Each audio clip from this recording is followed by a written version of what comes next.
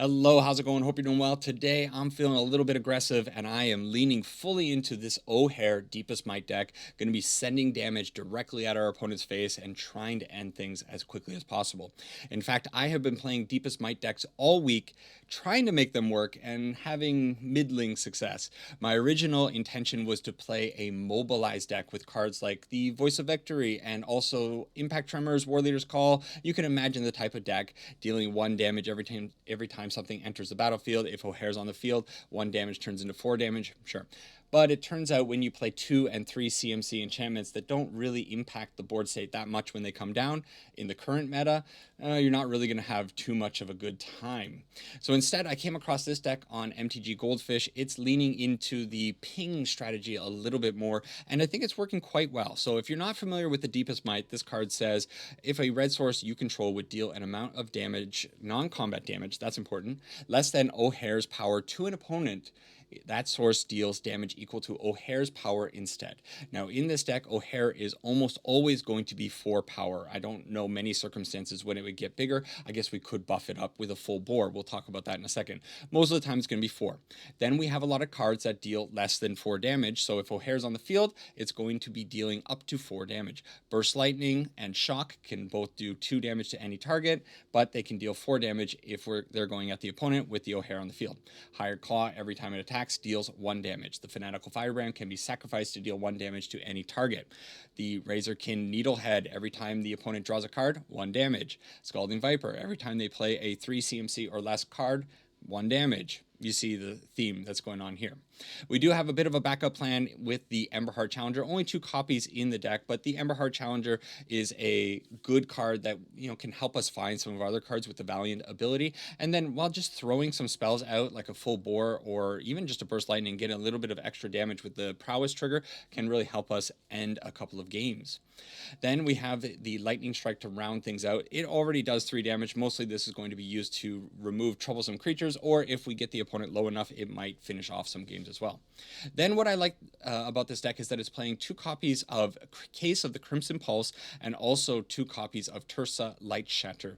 Sometimes we draw too many lands, sometimes we draw too many Ojers. We need to kind of find some better action. So with both of these cards, we can discard some undesirable cards and try to dig deeper into our deck and try to find the answers that we need. In the lands, well, we have Rockface Village. It can give our Lizard and our Emberheart Challenger haste. It can also activate the Emberheart Challenger's Valiant, very important. And then Soulstone Sanctuary, 2 copies of this. Sometimes it could be a valuable 3 CMC creature. Not 3 CMC creature, a 3/3 creature. You get what I'm saying. So that is the deck. We're going to take it into the arena and see how it actually works out. We're going to get rid of the Mobilize plan because unfortunately, it wasn't working for me. See you over in the games.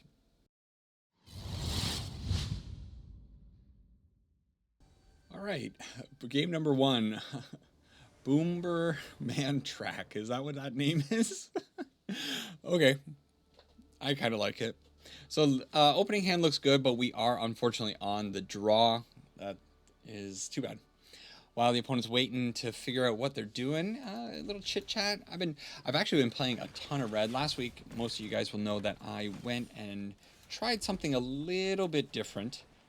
I was playing a variety of decks last week, including some brawl decks, which wasn't exactly super well received by the community. Hey, what do you know? But it was fun for me. What can I do? Opponent is on... unfortunately, the opponent is on auras, and I think I don't... This is the way it's been going. So since last week, I have been playing a ton of red decks and trying to make red aggro work, trying to get back to it. And believe me when I tell you, it's not working for me because it just seems to be the case of if my opponent is playing a deck like this, I'm going to draw my creature-based side of the deck, and they're going to kind of walk over me because I'm not going to be able to remove their creatures. If the opponent is on... Do I try to bounce it? If the opponent is playing removal, they get me every time. I'm going to have all my creatures, and they're going to have every single point of removal that they could possibly muster up. Trust me, I land a creature, shock, shock, shock. It just seems to be the way it goes. As I was ranting there, though, I will admit I did get lucky, and the opponent did not have the Shard Mage's Rescue, which they typically do have the Shard Mage's Rescue. They did have a Seam Rip, though, which plays, you know, that's typically what I would see is the opponent would have a Seam Rip, but they don't have anything else now. We do find the Tursa. So now with the Tursa, I could attack in at the very least and challenge their Spellbook Vendor. I'm going to get rid of the Needlehead, I think. Shock is good. And I'm going to double attack here. If they want to block something, full board is going to blow them out. Wow. I'm really surprised that they block the Tursa here. Do I just want to give the Tursa? I think I do. The reason I'm doing that is I want to hold my shock up because I'm kind of afraid of them playing out a low-powered creature here, maybe like another Spellbook Vendor, and then going to load it up with something like a Sheltered by Ghost.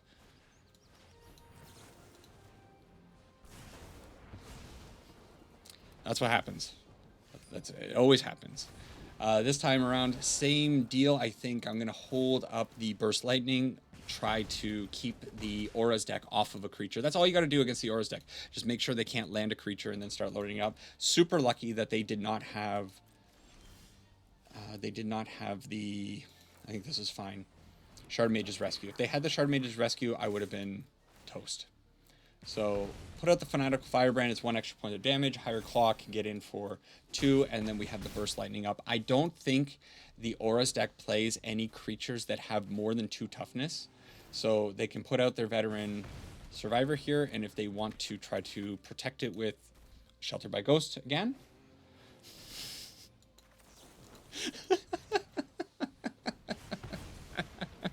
I mean, it's so... Oh, man, standard. That... We'll talk about that in the next game. We'll talk about that in the next game. Pooh with Jay-Z. What's with these names? Okay, opening hand looks okay. We get our Burst Lightning on 1 if we need it, and then we can go into maybe some aggressive creatures. We'll see. What I was going to say at the end of the last game is that I always go through this motion of I just kind of get tired with Standard because I see the same stuff constantly. And it just gets a little bit tiresome when the opponents are just kind of doing the same stuff over and over and over again. And you know exactly what's going to come. Yeah. All right. Our Patchwork Beastie here cannot block. Do I want to put out... I'm going to put out the Scalding Viper, I think. It is definitely vulnerable with that 1 toughness, but I want to try to get some poke damage in as much as I can, and then maybe I can attack in before they can get Delirium going. At the very worst, I could Lightning Strike the Patchwork to start getting in some repetitive damage, but I'm not sure I want to do that. Love when the opponent takes an extra 2 points of damage when I'm playing an aggro deck like this. Do they have a way of getting rid of... Yeah, everybody's got it. All right. Beastie is up to 2 Delirium. I think I'm still looking to try to get repetitive damage in. Yes, I could have gone out with the Emberheart Challenger and started swinging in right away, but the Emberheart Challenger having haste makes me kind of want to think to like leave it for a little bit. They now have 3 cards. They luckily threw a land into the bin there with the Patchwork Beastie's ability, but they are drawing and taking 1 point of damage. It kind of looked like they had some instant speed stop there. I wonder what they could have. Tursa. Okay, that's fine. Does Tursa draw cards? Ooh, that could be cool. I'm okay with the opponent taking 2 extra points of damage here. Boom, boom. Look at that. Look at the Needlehead doing work. Now, we just need the Needlehead to have an Ojer on the field, and then we'll be really laughing. Okay, the opponent is hitting us for 6, but I think I win this race. Especially now I've held the Emberheart Challenger back. Call me crazy, but I think I'm going up top with this. Let's put 8 damage on the opponent's face this turn. They still have the Emberheart Challenger dealing ping damage to them, and next turn, if they don't kill me, they're dead, right? They could remove the Needlehead before they take this point of damage, but they didn't. Perfect, and I would be very surprised if they were able to deal 14 points of damage to me. Impressed I would be. I wonder if they drew that Burst Lightning. It's weird that they did it with that on the stack. Okay, Fable Passage, so they have 3 mana available to them.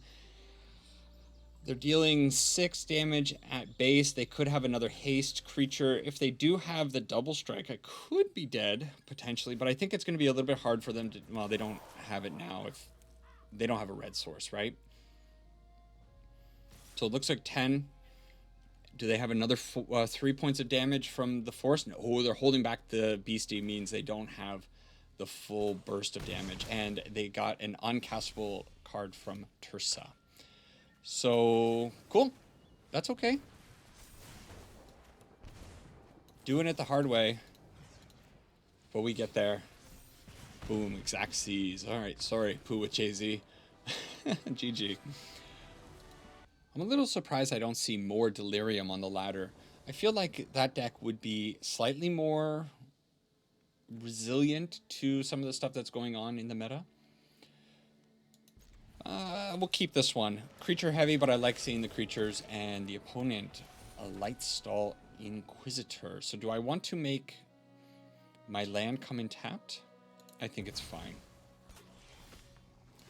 Especially if we're going to be flooding out. So Higher Claw onto the field, and then what does this mean these days? Angels. I tried to make Angels work. It was so rough. I gave it my best, but boy oh boy, it did not work out whatsoever. I guess we'll use our mana as efficiently as we can. We put the Scalding Viper out, so maybe they'll take a little bit of ping damage here, but if they have more airbending ascensions, they're just going to keep bouncing our stuff. At least this one, it's going to be 2 for 2. Making our Higher Claw more expensive is annoying. This might just be a tempo or Azorius tempo deck.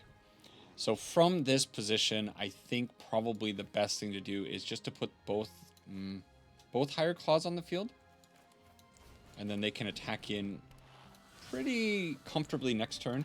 This mountain we can put in next turn, but it will be tapped, so that's something to be aware of. And they put in a Starfield Shepherd warped in, so they're going to go and dig. Oh, man, it's so cool. Momo gives a discount on the warp. I don't know if I had realized that before. They can get a Plains or a 1 CMC creature, right? So, actually, these Lightstall Inquisitors are being kind of annoying, aren't they? Mr. Handy getting in. I am at 16. I don't know if I want to keep taking damage. But I honestly think I have to trade a Higher Claw for a Lightstall Inquisitor. That doesn't feel very good. But that's where I'm at. All right, we'll put that down. And then from here, I think I actually blast the Momo. Do I want to get in with a Higher Claw and see if they'll trade off their Lightstall Inquisitor? I think so. These Airbender Ascensions can start bouncing that, right? And I don't necessarily want that. So I am happy with this trade. I'm just going to clear the board. I want to get rid of the discount from the Momo. All of this might have been a very foolish play, trading things off. But they are at 3 mana. I don't think they made a land drop previously. So they could maybe start digging, and maybe we start getting in some good ping damage here. Now, I gotta read this. This is up to 4. At the beginning of your end step, if this enchantment has 4 or more quest counters on it, exile up to 1 target creature you control, then return to the battlefield under its owner's control. So they're gonna be gaining a ton of life and bouncing whatever they put onto the field. That's bad news for me. I need to find the big man. I need Ojer in my life. It's not an Ojer. But we will attack in with a Tursa. I'm going to save the Lightning Strike to maybe hit the Inspiring Overseer if they go to bounce it in the near future. They have another Starfield Shepherd. So they're going to be able to... I love this. They're going to be able to bounce the Starfield Shepherd with the Airbender's Ascension. And what that's going to do is allow it to stay on the field. They're going to be also bouncing the quant. This is an amazing deck. I don't know. I actually haven't run into this deck very much, but I've not seen people use Airbender's Ascension in this way, and I think this is just making me want to play Airbender's Ascension. Okay, let's see what they go to bounce. Yeah. We're toast. We're toasting this one. They're going to have a Quantum Riddler on the field. At least we can blank that Starfield Shepherd at the very least, but they have another one on deck, probably coming down next turn at the very least, and we draw land. So, opponent, good game. We're not going to stick around for this one. That's a pretty rad deck. More people need to play that. Keep thinking about that last deck. My meta, pocket meta, whatever you want to call it, has been so stale, I will say. I run into a ton of Kuvaro, and then I run into your typical Badger Mole Cub, flood out the field with all the nonsense. You guys know what that deck is like. And then this one's a little sketchy because of this. We're going to try it. We do have removal just in case we need that. I think it's fine. We got a good balance of cards this one. And then I also run into a lot of just like hard control, Jeskai Black, and decks that are just running removal.deck, aka maybe what our opponent is currently on. Let's put out the Hired Claw, and I'm gonna... Do you think they have another Strategic Betrayal? I don't think so. It's probably fine. Probably fine. Probably definitely not a Black Sun board wipe. Oh, it's a Badger Mole Cub. Okie doke. Well, we needed to remove that. Yeah. At the very worst, I do get to blast all these. Hey, you know what? At least I drew a little bit nicely. Let's just attack in for both. Ping, ping. If they want to put a Badger Mole Cub in front of one of the higher claws, I would much rather take it out that way. There's no... Bro, what are you doing? Yes, please? Okay. So they still have 4 potential mana. They could put out a land here and an Ouroboride, and I lose. Which, man, Ouroboride has been, as much as I love that card, boy oh boy has it been getting me down lately. Okay, we finally have the Ojer. The thing is, it would be much safer for me to play the Fanatical Firebrand, attack in, save up the Lightning Strike for the Ouroboride. That's probably coming down when they play their 3rd land or 4th land. But I came here to do this. So let's hit them for 4, 2 damage to the face. Even if they play the Ouroboride here, I can still do 4 damage and another 4 damage, 8, plus 11 damage next turn. So Ouroboride be damned, it's fine. A little bit of a shame that we didn't get to see the Ojer, fully play out the game, but that's what we want to be doing. Oh my goodness, we got K-pop Oko throwing down here. How amazing. When I saw this avatar pop up, it was an insta buy for me. I don't think I bought something from the store faster than this amazing avatar. I love everything about it. The Vivian one is actually like genuinely very good looking. I just think it's a very sharp, nice one that I'm going to use more. But K-pop Oko steals the spotlight, unfortunately, and I think I need to play it out. All right, what does the opponent have? 2 mana. Are they flashing in something to block? And then they're not going to do that. It does have first strike. Nothing, opponent? Okay. Okay, sure. And now we do have this draws, right? Put one of those... I hate... Why is this a new text? Put one of those cards into your hand. Put one of them into your hand. Not bitter about it at all. Unauthorized exit is interesting. The Ojer maybe is going to start doing some good work for us. I actually looked up how to say this card before filming this one. It is Ojer. And apparently Ojer means ancient. Kind of cool. All right. Now... Oh, I really want to slam it, but I think it's better to put the cards that are going to like work with it next turn a little bit more. So next turn, if they go shields down, if we can get in a nice attack, the higher claw can go in and ping, and then you know where my head's at. If I put down the Ojer now, it's just a little bit vulnerable. They are playing. Oh, is this just a put 2 of them in your hand again?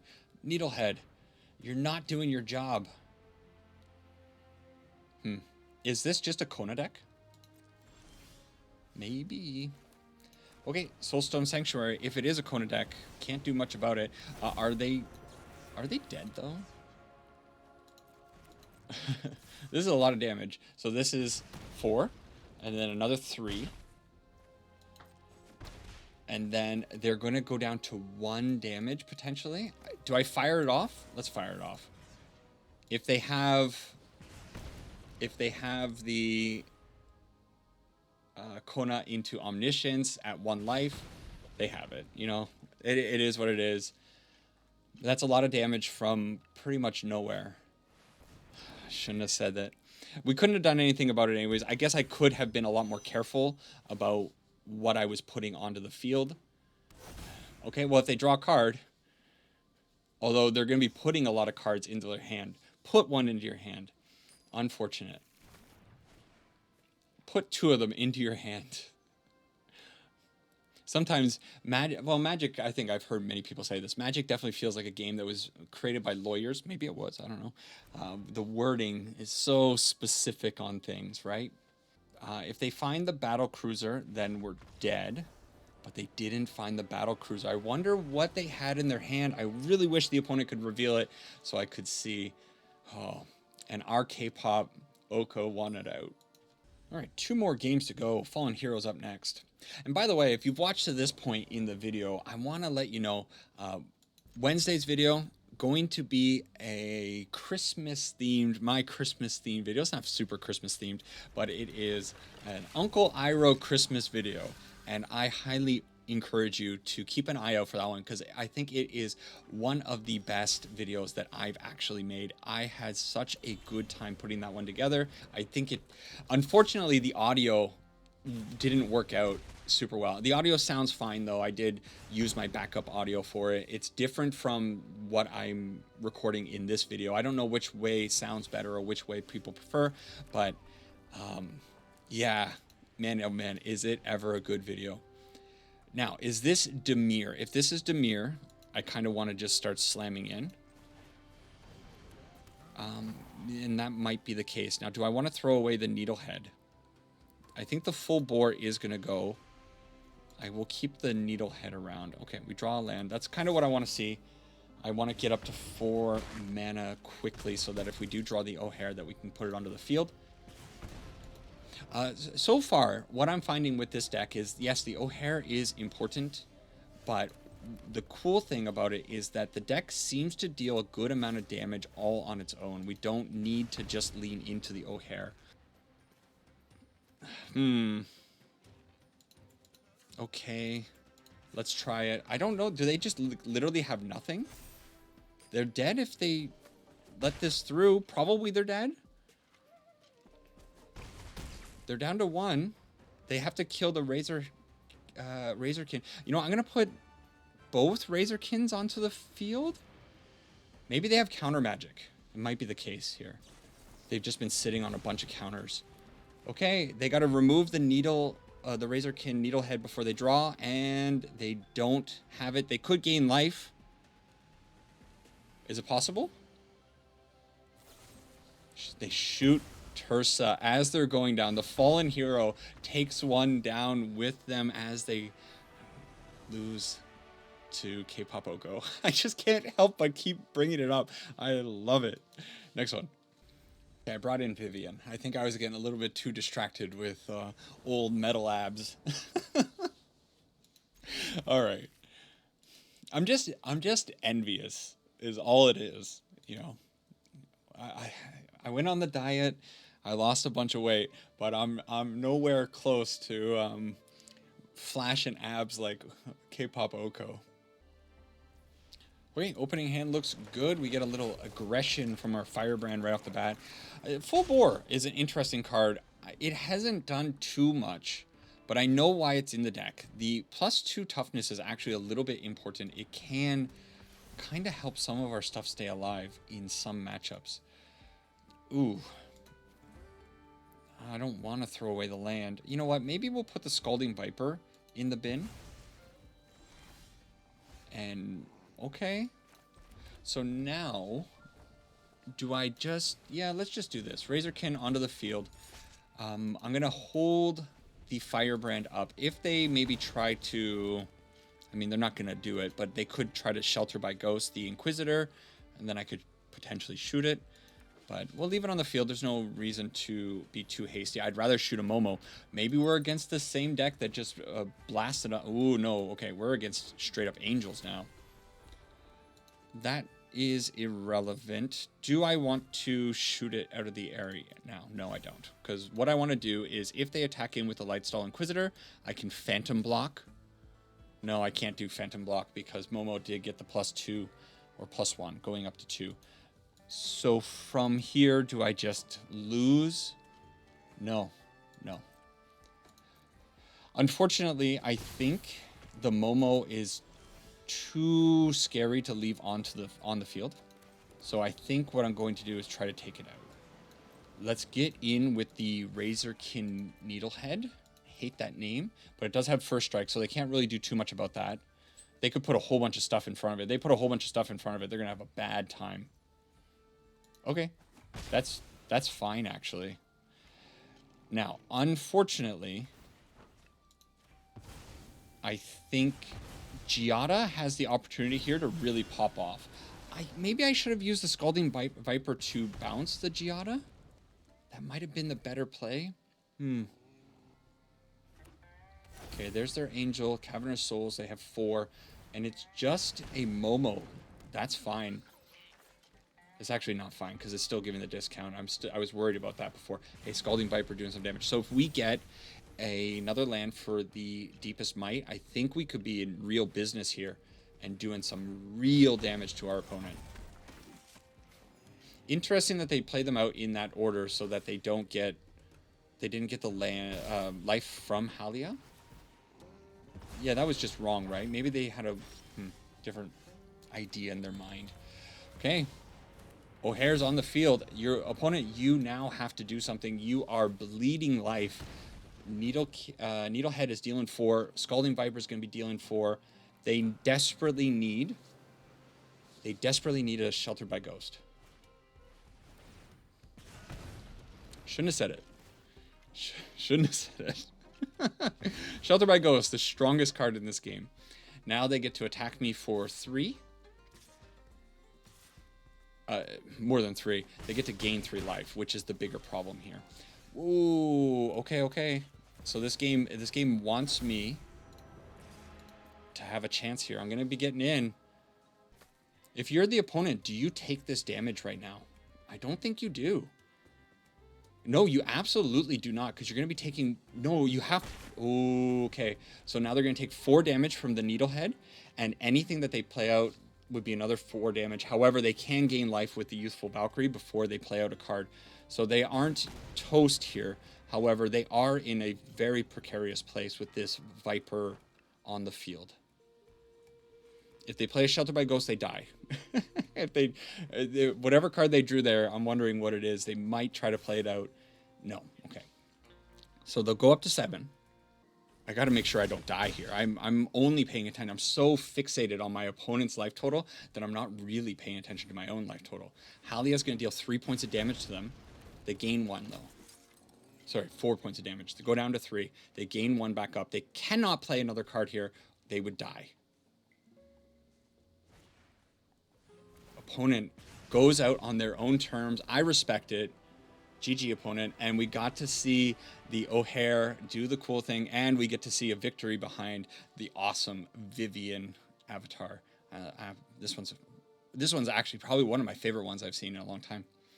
Let's go to a quick wrap up. All right, so this deck clearly working pretty well in this little set of games.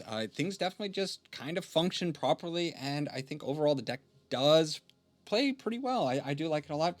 Credit to the original creator, Deborah By. I didn't say it in the intro. I had it pop up, I'm sure, in the editing process, but I didn't know the name at that time when I was recording it. But that's who created this deck. The only slight change that I made was changing the Deepest Might from 4 down to 3, and then adding one more Tursa. I wanted a little bit more cycling or looting effects in the deck so that I could get rid of those unfavorable cards so that we could find the gas that we needed to end the games.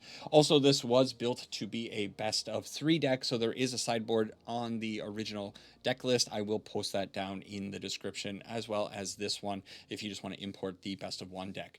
This deck's cool. If you want to try to ping some people, do it up. Ojer, great card, super fun. It's just one of those cards that I really enjoy playing, and I actually have been seeing more people playing it on the ladder these days, so that's quite interesting. I wonder what has spurred that on. Anyways, that is it for this video. I really appreciate you guys sticking around and watching until the end of the video. If you are still here, I do appreciate it.